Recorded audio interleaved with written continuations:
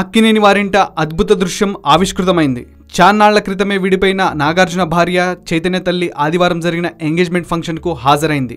ఈ అపురూప కలయికతో నాగ చైతన్య ఆనందం రెట్టింపైంది. అక్కినేని నాగ చైతన్య స్టార్ హీరోయిన్ సమంతాల నిశ్చితార్థ వేడుక హైదరాబాద్ లో గ్రాండ్ గా జరిగింది. చాలా కాలం తర్వాత ఈ ఫంక్షన్ లోని చైతన్య తండ్రి నాగార్జున, తల్లి లక్ష్మి ఒకే వేదికపై కనిపించారు.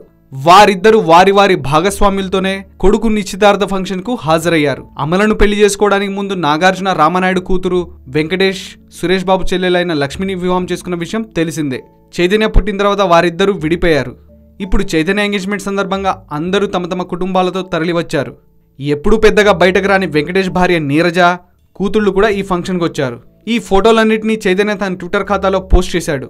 ఓ మర్చిపోలేని రాత్రి, కొత్త జీవితానికి ప్రారంభం, ఇంత సంతోషానికి కారణమైన నా సమంతకు ధన్యవాదాలు అని చైతు ట్వీట్ చేశాడు.